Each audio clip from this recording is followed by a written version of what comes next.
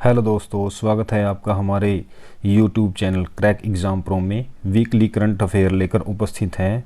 तो शुरू करते हैं आज का हमारा पहला क्वेश्चन है, आचार्य विनोबा भावे की 125वीं जयंती कब मनाएगी? तो यह मनाएगी 11 सितंबर को।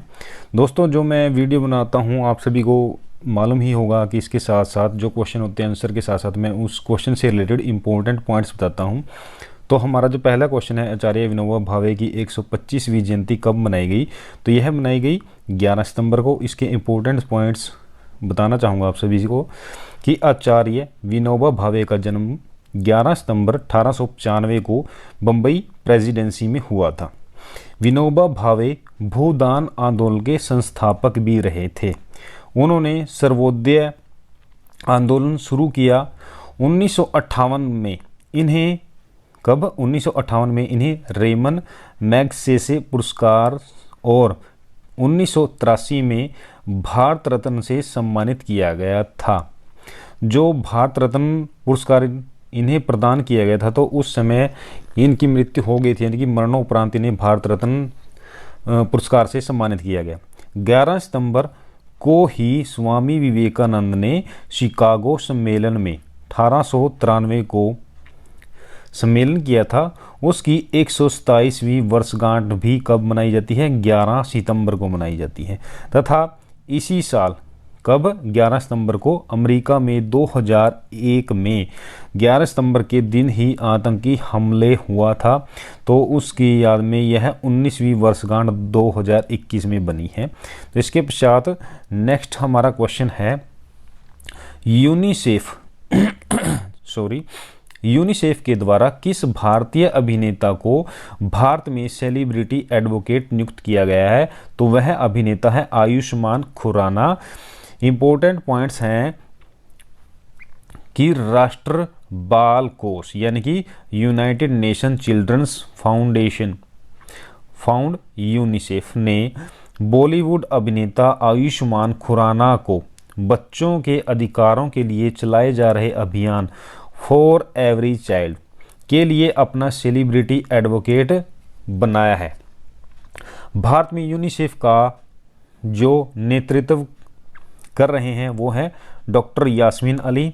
यास्मीन अली ने हाल ही में इसके बारे में बताया कि उन्होंने बोला कि आयुष्मान भारत में यूनिसेफ की तरफ से देश में बच्चों के खिलाफ होने वाली हिंसा के ऊपर लोगों को जागरूक करेंगे और हर बच्चे को सुरक्षित बचपन का अनुभव कराएंगे। इसके अलावा जो यूनिसेफ है, यूनिसेफ की तरफ से अंतर्राष्ट्रीय स्तर पर इस अभियान से पहले, यानी कि ये जो अभियान है भारत में चलाया जा रहा है, लेकिन इससे पहले इंटरनेशनल लेवल पर जो ये अभियान है इसके अंदर और कौन कौन शामिल है? इससे पहले ब्रिटिश फुटबॉलर और अभिनेता डेविड बेकम जुड़े हुए हैं। यूनिसेफ मुख्यालय कहाँ पर है? यूनिसेफ मुख्यालय न्यूयॉर्क, संयुक्त राज्य अमेरिका में है। यूनिसेफ के कार्यकारी कौन है? कार्यकारी निदेशक जो हैं हेनरिटा एच फोर हैं। इसके पश्चात नेक्स्ट हमारा क्वेश्चन है, विश्व प्राथमिक उपचार दिवस यानी कि वर्ल्ड फर्स्ट एड डे कब मनाया जाता है? तो यह मनाया जाता है दोस्तों 12 सितंबर को। हर साल सितंबर के दूसरे शनिवार को दुनिया भर में चोटों को रोकने के लिए और जीवन को बचाने के लिए प्राथमिक शिक्षा के महत्व के बारे में जागरूकता फैलाने के लिए विश्व प्राथमिक उपचार दिवस वर्ल्ड फर्स्ट एड डे मनाया जाता है। इस वर्ष 12 सितंबर को विश्व प्राथमिक उपचार दिवस मनाया गया। विश्व प्राथमिक चिकित्सा दिवस की शुरुआत international federation of red cross and red crescent society IFRC ने 2020 में इसकी शुरुआत की थी। तब से हर साल वर्ल्ड फर्स्ट एड डे मनाया जाता है। उसके पश्चात नेक्स्ट क्वेश्चन है, ग्लोबल इकोनॉमिक फ्रीडम इंडेक्स 2020 कौन सा है? ग्लोबल इकोनॉमिक फ्रीडम इंडेक्स 2020 में भारत 79वें स्थान से खिसक कर कौन से स्थान पर पहुंच गया है? तो भारत ये 79 से अब कहाँ पे पहुंच गया? 105वें स्थान पे पहुंच गया है। यानी कि बहुत ही ज़्यादा पिछड़ गया है।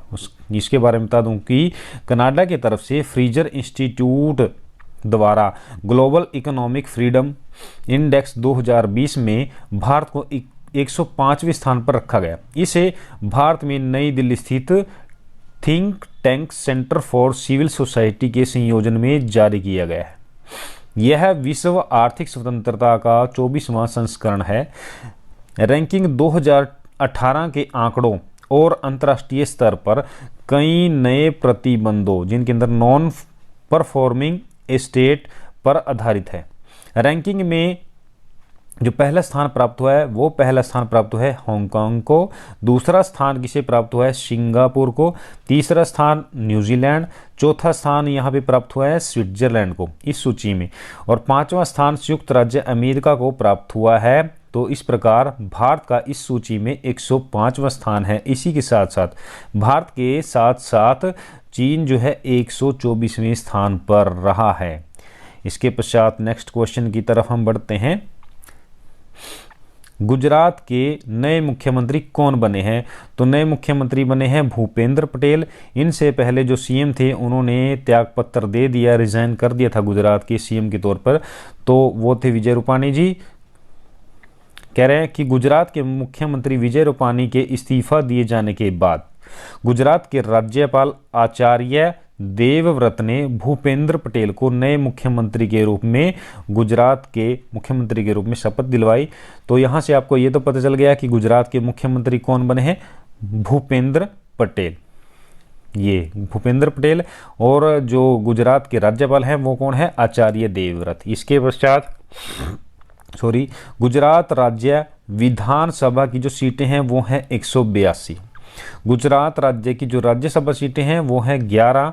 लोकसभा सीटें गुजरात की हैं 26। गुजरात का उच्च न्यायालय कहाँ है, अहमदाबाद में। गुजरात के जो मुख्य न्यायाधीश हैं वो हैं विक्रमनाथ। इसके पश्चात नेक्स्ट हमारा क्वेश्चन है, भारत के किस राज्य में medicine from the sky project launch किया गया है? तो वो राज्य है तेलंगाना। इसके बारे में बता देना चाहता हूं कि शनिवार 11 सितंबर 2021 को केंद्रीय नागरिक उड्डयन मंत्री, कौन है केंद्रीय नागरिक उड्डयन मंत्री, वो है ज्योतिरादित्य सिंधिया। इन्होंने तेलंगाना के मंत्री रामाराव के साथ राज्य में मेडिसिन फ्रॉम द स्काई परियोजना, यानी कि स्काई आकाश से संबंधित हो गया, यहाँ से आप पॉइंट पकड़ सकते हैं स्काई क्या है, तो ऑप्शन आए तो उसमें हवा से संबंधित आकाश से संबंधित पॉइंट आप लोग कैच करना अगर क्वेश्चन इस प्रकार का आता है कि मेडिसिन फ्रॉम द स्काई परियोजना की शुरुआत की। इस योजना को लॉन्च करते हुए उन्होंने कहा है कि इस प्रकार की योजना लागू करने वाला तेलंगाना भारत का कौन सा राज्य बना है, पहला राज्य। इस योजना का उद्देश्य क्या है, ड्रोन का उपयोग करके दूर दराज के क्षेत्रों में टीकों और आवश्यक दवाओं को घर घर पहुंचाना है। इसके लिए 16 ग्रीन जोन को चुना गया है। इसके पश्चात हमारा क्वेश्चन है कि भारत के किस खेल अधिकारी को एशियाई ओलंपिक परिषद यानी कि OCA का अध्यक्ष नियुक्त किया गया है? OCA को बोला जाता है एशियाई ओलंपिक परिषद। ओ का मतलब एशिया, ओलंपिक, OCA एशियाई ओलंपिक परिषद। तो ये जो इसके अध्यक्ष हैं वो किसे नियुक्त किया गया है, रणधीर सिंह को। इसके पश्चात इंपॉर्टेंट फैक्ट्स हैं कि भारत के खेल प्रशासक रणधीर सिंह को एशियाई, ए मतलब एशियाई, ओ मतलब ओलंपिक और सी मतलब परिषद का कार्यकारी अध्यक्ष नियुक्त किया गया है, क्योंकि इनसे पहले के जो अध्यक्ष थे वो थे शेख अहमद अल फहद अल सबाह।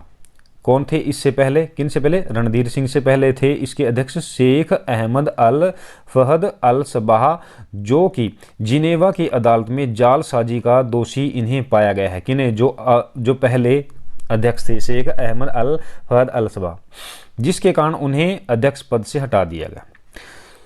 5 बार के ओलंपियन निशानेबाज रणधीर सिंह 1991 से 2015 तक यानी कि 24 साल तक OCA के महासचिव रहे। इसके अलावा वे इस समय OCA के मानद आजीवन उपाध्यक्ष भी हैं। वे भारतीय ओलंपिक संघ के महासचिव भी रह चुके हैं। इसके पश्चात नेक्स्ट क्वेश्चन की तरफ बढ़ते हैं कि पुरुषों का सिंगल यूएस ओपन 2021 का खिताब किसने या फिर किस नए खिलाड़ी ने जीत लिया है, या कौन नए खिलाड़ी बने हैं? तो वो बने हैं डेनिल मेदवेदेव। इनके बारे में बता देना चाहता हूं कि रूस के 25 वर्षीय खिलाड़ी डेनियल मेदवेदेव ने सर्बिया के नंबर 1 खिलाड़ी यानी सर्बिया देश के कौन से खिलाड़ी हैं वो नोवाक जोकोविच को यूएस ओपन के सिंगल्स स्पर्धा में 6-4, 6-4 और 6-4 से हराकर अपना पहला ग्रैंड स्लैम खिताब जीता है। किसने जीता है? डेनियल मेदवेदेव ने। ऑस्ट्रेलिया ओपन के फाइनल में भी वे पहुंचे थे। कहने का क्या भाव है कि ऑस्ट्रेलिया ओपन पहले हुआ था किससे? यूएस ओपन से। तो इसके फाइनल में कौन पहुंचा था? Daniel Medvedev. और इनके खिलाफ कौन जीते थे? नोवाक जोकोविच। तो ऑस्ट्रेलिया ओपन डेनियल मेदवेदेव हार गए थे, लेकिन उन्होंने यूएस ओपन में नोवाक जोकोविच को हराकर अपना बदला ले लिया है। अगर नोवाक जोकोविच यूएस ओपन भी जीत जाते तो वह 21वां ग्रैंड स्लैम जीतने वाले पहले खिलाड़ी बन जाते, लेकिन इस हार से उनका सपना टूट गया। कैसे? कि वह रोजर फेडरर और राफेल नडाल के साथ 20-20 ग्रैंड स्लैम जीतकर संयुक्त रूप से बराबरी पर हैं। कहने का भाव ये है कि 20 ग्रैंड स्लैम रोजर फेडरर ने जीत रखे हैं, 20 ग्रैंड स्लैम ही राफेल नडाल ने जीत रखे हैं, और नोवाक जोकोविच ने भी 20 ग्रैंड स्लैम जीत रखे हैं। लेकिन अगर वो कौन नोवाक जोकोविच यह यूएस ओपन जीत जाते तो वो इनसे आगे एक कदम आगे बढ़ जाते, यानी कि 21 ग्रैंड स्लैम जीत जाते, लेकिन वो हार गए, उनका सपना इसी के साथ टूट गया। तो अगला क्वेश्चन है कि महिला सिंगल यूएस ओपन 2021 का खिताब जीतने वाली नई खिलाड़ी कौन बनी है? याद रखना आप 2021 में यूएस ओपन के 2 नए खिलाड़ी बने हैं। पुरुष सिंगल स्पर्धा भी नई खिलाड़ी ने जीती है, महिला सिंगल जो स्पर्धा है वो भी नई खिलाड़ी ने जीती है। तो महिला की सिंगल खिलाड़ी 2021 का जो यूएस ओपन है किसने जीता है? एम्मा रादुकोन ने जीता है। इनके बारे में मैं आप सभी को बताना चाहता हूं कि ये ब्रिटेन की रहने वाली हैं। कौन? एम्मा रादुकोन। इन्होंने महज 18 साल की उम्र में यूएस ओपन का महिला सिंगल खिताब जीत लिया, अपने नाम किया। उसके पश्चात उन्होंने फाइनल मुकाबले में कनाडा की 19 वर्षीय खिलाड़ी, ये भी इन्हीं के बराबर की, यानी कि 18 साल की ये एम्मा रादुकोन है, और ये जो कनाडा की है खिलाड़ी तो ये 19 वर्ष की हैं, और जिनका नाम है लिलह फर्नांडिस। लिलह फर्नांडिस को पराजय का सामना करना पड़ा। ये 6-4, 6-3 से हार गई हैं। किन से? एम्मा रादुकोन से। एम्मा रादुकोन 1968 के बाद यूएस ओपन का खिताब जीतने वाली पहली ब्रिटिश महिला खिलाड़ी बन गई हैं। यूएस ओपन में इनकी रैंकिंग जो है 150 थी, 150, जबकि लिलह फर्नांडिस की जो रैंकिंग थी वो 73 थी। इसके पश्चात नेक्स्ट क्वेश्चन है कि भारत के राष्ट्रीय अल्पसंख्यक आयोग के अध्यक्ष कौन चुने गए हैं? तो वो चुने गए हैं इकबाल सिंह लालपुरा। तो इनके बता रहे हैं जो राष्ट्रीय अल्पसंख्यक लालपुरा अध्यक्ष बनाए गए हैं, इनके बारे में बता दूं कि ये जो हैं पूर्व आईपीएस अधिकारी,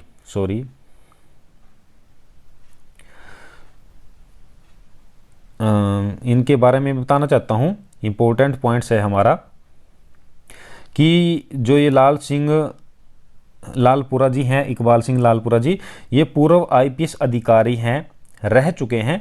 इनको राष्ट्रीय अल्पसंख्यक आयोग का अध्यक्ष नियुक्त किया गया है। इकबाल सिंह 1992 में अल्पसंख्यक आयोग को विधायी शक्ति मिलने के बाद, यानी कि 1992 में अल्पसंख्यक आयोग को यानी कि विधायी शक्ति मिल गई, उसके बाद इसके अध्यक्ष बनने वाले, यानी कि 1992 के पश्चात यानी कि 2021 तक के अगर इनके अध्यक्षों की बात करें तो इनसे पहले किनसे? इकबाल सिंह से पहले 2003 में तरण लोचन सिंह अध्यक्ष बने थे। तो जो ये इकबाल सिंह हैं ये दूसरे सिख बने हैं, अध्यक्ष बने हैं। तो इस प्रकार से अल्पसंख्यक आयोग के अध्यक्ष ये चुने गए। ज़्यादातर मुस्लिम समुदाय के व्यक्ति ही इस आयोग के अध्यक्ष रहे। इस समय आतिफ रशीद अल्पसंख्यक आयोग के उपाध्यक्ष की जिम्मेदारी निभा रहे हैं।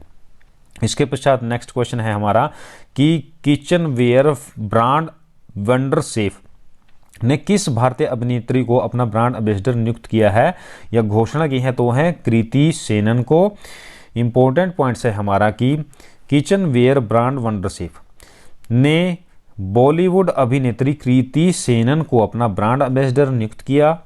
वंडरसेफ के संस्थापक और मैनेजिंग डायरेक्टर कौन है? रवि सक्सेना। इन्होंने बताया कि किचन से जुड़े सामान बनाने वाली कंपनी ने चालू वित्त वर्ष में 23% अधिक यानी कि 400 करोड़ रुपए के कारोबार की उम्मीद की है। कब? 2021 में ये चाह रहे हैं कि 400 करोड़ रुपए की ये आमदनी हो जाएगी हमें। और 2020 में इस कंपनी ने 325 करोड़ रुपए की इनकम प्राप्त की थी, यानी कि 2021 में कितना करना चाहते हैं ये? 400 करोड़ की इनकम। और 2020 में कितने की? 325 करोड़ की। वंडर सेफ को अगले 5 वर्षों में, यानी कि आने वाले जो 5 वर्ष हैं उन 5 वर्षों में यह कंपनी 1000 करोड़ रुपए की कंपनी बनने की उम्मीद कर रही है। इसके पश्चात नेक्स्ट क्वेश्चन है, पुर्तगाल के किस पूर्व राष्ट्रपति का 81 वर्ष की आयु में निधन हो गया? तो वो राष्ट्रपति थे जॉर्ज सैम्पियो, जिनका 81 वर्ष की उम्र में निधन हो गया। तो पुर्तगाल के जो मौजूदा राष्ट्रपति हैं वो है मार्सेलो रेबेलो डे सोउसो। कौन से हैं वर्तमान में, प्रेजेंट में पुर्तगाल के राष्ट्रपति? Marcelo Rebelo de Sousa. इन्होंने बताया कि पुर्तगाल के पूर्व राष्ट्रपति जॉर्ज सैम्पियो का 81 वर्ष की आयु में निधन हो गया है।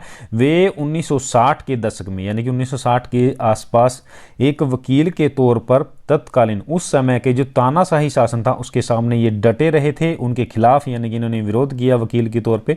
उन्होंने स्वतंत्रता और समानता के हक में आवाज़ उठाई। सैम्पियो 1996 में पहली बार और 2006 में दूसरी बार पुर्तगाल के राष्ट्रपति बने थे। इसके पश्चात नेक्स्ट क्वेश्चन है, मोरक्को देश के नए प्रधानमंत्री कौन बने हैं? तो वो बने हैं अजीज अखनौज। इनके बारे में बता देना चाहता हूं कि मोरक्को देश का जो प्रधानमंत्री है वो अजीज अखनौर है। मोरक्को देश की जो राजधानी है वो है रबात। मोरक्को देश की करेंसी है मोरक्कन दिरहम। मोरक्को जो देश है वो किस महाद्वीप में आता है? तो यह अफ्रीका महाद्वीप में स्थित है। इसके पश्चात नेक्स्ट क्वेश्चन है हमारा कि Florence Nightingale award 2021, Nightingale award 2021 से किसे सम्मानित किया जाएगा? तो वो सम्मानित किया जाएगा भानुमति घिवला को। इम्पोर्टेंट पॉइंट्स में बता दूं इनके बारे में कि गुजरात के वडोदरा के एक हॉस्पिटल का नाम है सर सियाजी राव जनरल अस्पताल। इस अस्पताल की नर्स हैं भानुमति घिवला। इनको फ्लोरेंस नाइटिंगेल अवार्ड 2020 से सम्मानित किया जाएगा, इसका ऐलान किया गया है। यह अवार्ड उन्हें कोरोना काल में, यानी कि अभी 2-3 सालों में कोरोना चल रहा है वर्ल्ड में, विश्व स्तर पे, तो भारत में भी फैला हुआ है। तो इन्होंने क्या किया था कि इन्होंने भानुमति घिवला ने इन्होंने कोरोना समय में और 2019 में गुजरात में जो बाढ़ आई, बाढ़ के वक्त लोगों की बिना किसी थकान के सेवा भाव, संघर्षों और अस्पताल में लगातार ड्यूटी देने के लिए इन्हें यह अवार्ड दिया जा रहा है, इस अवार्ड से सम्मानित किया जा रहा है। अगला जो क्वेश्चन है हमारा कि हिंदी दिवस कब मनाया जाता है? तो यह मनाया जाता है 14 सितंबर को। इंपॉर्टेंट पॉइंट्स है हमारा कि भारत में हर साल 14 सितंबर को हिंदी दिवस मनाया जाता है। 14 सितंबर 1949 को संविधान सभा ने निर्णय लिया था कि हिंदी जो है केंद्र सरकार की आधिकारिक भाषा होगी, क्योंकि हिंदी भारत के अधिकतर क्षेत्रों में बोली जाती है, इसीलिए हिंदी को राजभाषा बनाने का निर्णय लिया गया। 1953 से पूरे भारत में 14 सितंबर को प्रतिवर्ष हिंदी दिवस के रूप में मनाया जाता है। हिंदी को आधिकारिक भाषा के रूप में स्थापित करवाने वाले कौन से लोग थे? काका कालेकर, हजारी प्रसाद द्विवेदी, सेठ गोविंद दास आदि साहित्यकार थे जिन्होंने हिंदी भाषा को यह स्थान दिलवाने में, राजभाषा बनाने में अपना सहयोग दिया था, अपना समर्थन दिया था। उसके पश्चात नेक्स्ट क्वेश्चन है कि श्रीलंका के किस तेज गेंदबाज ने क्रिकेट के सभी प्रारूपों से संन्यास ले लिया? तो वो गेंदबाज है लसित मलिंगा। इनके बारे में बता देना चाहूँगा मैं आप सभी को कि श्रीलंका के जो गेंदबाज हैं वो तेज गेंदबाज लसित मलिंगा है, जिन्होंने अंतर्राष्ट्रीय क्रिकेट के सभी प्रारूपों से संन्यास लेने का फैसला लिया है। मलिंगा ने 2011 में टेस्ट से संन्यास लिया, 2019 में वनडे के प्रारूप से संन्यास की घोषणा की थी। उन्होंने 2020 में वेस्टइंडीज के खिलाफ पेल्लेक्ले में आखिरी T20 मैच खेला था। मलिंगा ने 226 वनडे में 338 विकेट, 30 टेस्टों में 101 विकेट, 84 T20 अंतर्राष्ट्रीय मैचों में 107 विकेट प्राप्त किए थे। इसके अलावा वे 2020 मैचों में विश्व में सर्वाधिक विकेट प्राप्त कर चुके। साथ में लास्ट पॉइंट इसी का कि इसके साथ साथ उन्होंने अंतर्राष्ट्रीय 2020 क्रिकेट में 5 बार हैट्रिक भी प्राप्त की है।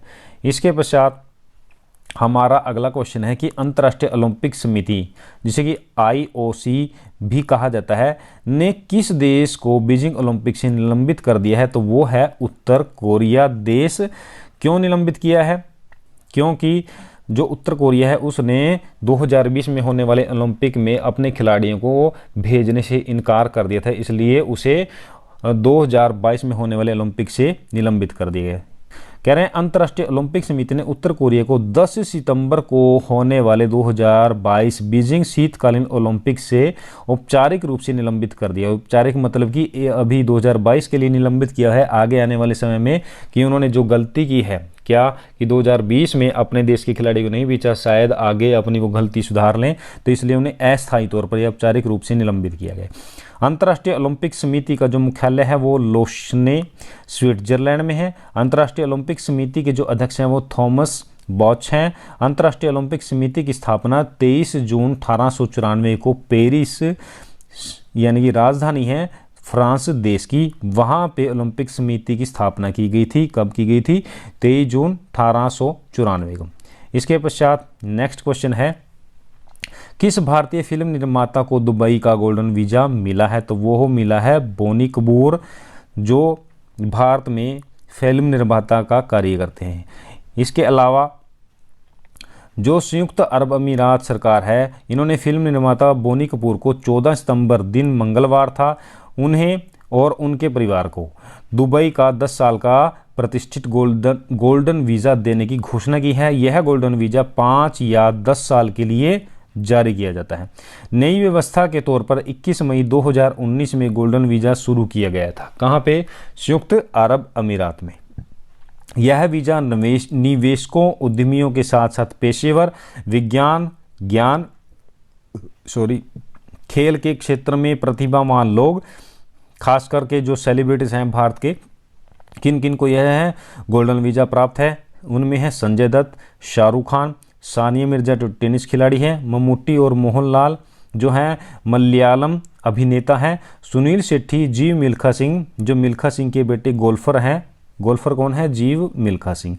और बोनी कपूर को अभी अभी जो संयुक्त अरब अमीरात का गोल्डन वीज़ा प्रदान किया गया है। उसके पश्चात अगला क्वेश्चन है कि अंतर्राष्ट्रीय ओजोन परत संरक्षण दिवस कब मनाया जाता है? तो यह मनाया जाता है 16 सितंबर को। इसके इंपॉर्टेंट पॉइंट्स हैं कि संयुक्त राष्ट्र महासभा ने 19 दिसंबर 1994 को 16 सितंबर को ओजोन परत के संरक्षण के लिए अंतर्राष्ट्रीय दिवस घोषित किया। 16 सितंबर 1987 को संयुक्त राष्ट्र और 45 अन्य देशों ने मॉन्ट्रियल प्रोटोकॉल पर हस्ताक्षर किए थे। इसी के साथ 16 सितंबर 1995 को पहली बार विश्व ओजोन दिवस मनाया गया था। ओजोन परत की खोज 1913 में फ्रांस के भौतिकवादी फैब्री चार्ल्स और हेनरी बुशोन ने की थी। ओजोन ऑक्सीजन के 3 परमाणुओं से मिलकर बनने वाली एक गैस है। ओजोन परत संरक्षण के 35 साल पूरे होने पर इसकी थीम का नाम रखा गया कि जीवन के लिए तो ओजोन बहुत ज़्यादा ज़रूरी है, क्योंकि ओजोन परत जो है सूर्य की हानिकारक किरणों से हमारी रक्षा करती है, और इस प्रकार का कार्य करते हुए ओजोन परत के संरक्षण के लिए 35 साल हो गए हैं, तो इसलिए इसकी थीम रखी गई जीवन के लिए ओजोन, और ओजोन परत संरक्षण के लिए 35 साल। संयुक्त राष्ट्र पर्यावरण कार्यक्रम का जो मुख्यालय है वो है नैरोबी, केन्या में। प्रमुख हैं इसके इंगर एंडरसन। इसकी स्थापना कब हुई? 5 जून 1972 को इसकी स्थापना की गई। इसके पश्चात अगला क्वेश्चन है कि जोमैटो के सह संस्थापक, जिन्हें कि CEO फाउंडर भी बोला जाता है, का नाम बताइए जिन्होंने अभी हाल ही में अपने पद से इस्तीफा दे दिया। तो वो है CEO फाउंडर गौरव गुप्ता। इनके बारे में बता देना चाहता हूँ आप सभी को कि फूड टेक प्लेटफॉर्म जोमैटो के को फाउंडर और पूर्व चीफ ऑपरेटिंग ऑफिसर CEO गौरव गुप्ता ने 14 सितंबर मंगलवार को कंपनी को छोड़ने का फैसला किया। गौरव गुप्ता 2015 में जोमेटो में शामिल हुए थे। 2018 में ये CEO बने, किसके? जोमेटो के। फिर 2019 में यह इसके संस्थापक बन गए। जोमेटो के सह संस्थापक जो अभी हैं दीपेंद्र गोयल, उन्होंने ट्विटर के माध्यम से गुप्ता को उनके भविष्य के लिए शुभकामनाएं प्रदान की है। गौरव गुप्ता जोमेटो में 6 साल तक कार्यरत रहे हैं। इसके पश्चात नेक्स्ट क्वेश्चन है कि भारत की किस राज्य सरकार ने अपने राज्य को बाजरा केंद्र बनाने के उद्देश्य से बाजरा मिशन लॉन्च किया है? तो वो सरकार या वो राज्य है छत्तीसगढ़ राज्य है, और छत्तीसगढ़ की सरकार ने ये मिशन लॉन्च किया है। इसके बारे में बता देना चाहता हूं कि छत्तीसगढ़ के मुख्यमंत्री भूपेश बघेल ने छत्तीसगढ़ राज्य को बाजरे का हब बनाने के लिए बाजरा मिशन शुरू करने की घोषणा की है। इसके लिए राज्य सरकार ने, कौन सी राज्य सरकार? छत्तीसगढ़ राज्य सरकार ने भारतीय बाजार अनुसंधान संस्थान, जिसे कि बोला जाता है Indian institute of millet research यानी शॉर्ट में IIMR, हैदराबाद के साथ और राज्य के, कौन से? छत्तीसगढ़ के राज्य के जो 14 जिले हैं, इनके कलेक्टरों के साथ एक समझौता ज्ञापन पर हस्ताक्षर किए। बाजरा मिशन राज्य के वन क्षेत्र और आदिवासी क्षेत्र के किसानों की आय में वृद्धि करेगा, छत्तीसगढ़ को एक नई पहचान प्रदान करेगा। और इसके साथ साथ मैं बता देना चाहता हूँ छत्तीसगढ़ के बारे में और थोड़े इंपॉर्टेंट पॉइंट, थोड़ा ब्रीफली चलते हैं। जो छत्तीसगढ़ है इसका गठन कब हुआ? 1 नवंबर 2000 को। छत्तीसगढ़ के राज्यपाल कौन है? अनुसुईया उइके। राजधानी छत्तीसगढ़ की है रायपुर। छत्तीसगढ़ का जो उच्च न्यायालय है वो है बिलासपुर में, और जो छत्तीसगढ़ उच्च न्यायालय के जो मुख्य न्यायाधीश हैं वो जस्टिस प्रशांत कुमार मिश्रा हैं। अगला क्वेश्चन है कि अंतर्राष्ट्रीय लोकतंत्र दिवस यानी कि इंटरनेशनल डे ऑफ डेमोक्रेसी बोल रहा हूँ, डेमोक्रेसी कब मनाया जाता है? तो यह मनाया जाता है 15 सितंबर को। इसके बारे में बता देना चाहता हूँ आप सभी को कि अंतर्राष्ट्रीय लोकतंत्र दिवस, इंटरनेशनल डेमोक्रेसी दिवस, तो 15 सितंबर को यह मनाया जाता है। इस दिवस के लिए 2007 में संयुक्त राष्ट्र महासभा में एक प्रस्ताव पारित किया गया था। अंतर्राष्ट्रीय लोकतंत्र दिवस को संयुक्त राष्ट्र महासभा में 8 नवंबर 2007 को लोकतंत्र को प्रोत्साहित करने और मजबूत करने के लिए पारित किया गया था। संयुक्त राष्ट्र के अनुसार समाज में मानव अधिकारों और कानूनों के लिए नए नियमों की हमेशा रक्षा की जाती है। अंतर्राष्ट्रीय लोकतंत्र दिवस के अस्तित्व का श्रेय जो है लोकतंत्र की यूनिवर्सल घोषणा को जाता है, जिसे 15 सितंबर 1897 को अंतर संसदीय संघ IPU के जरिए अपनाया गया था। तो इसके पश्चात नेक्स्ट क्वेश्चन है कि हाल ही में किसने सरकारी चैनल संसद टीवी को लॉन्च किया है? तो लॉन्च किया है नरेंद्र मोदी ने, जो भारत देश के प्रधानमंत्री हैं। तो इनके बारे में बता दें कि बुधवार 15 सितंबर को भारत के प्रधानमंत्री नरेंद्र मोदी ने संसद टीवी के रूप में सरकारी चैनल का शुभारंभ किया। इस चैनल का गठन जो है लोकसभा व राज्यसभा टीवी के विलय के माध्यम से किया गया है। इस कार्यक्रम में उपराष्ट्रपति वेंकैया नायडू, लोकसभा अध्यक्ष ओम बिरला भी शामिल थे।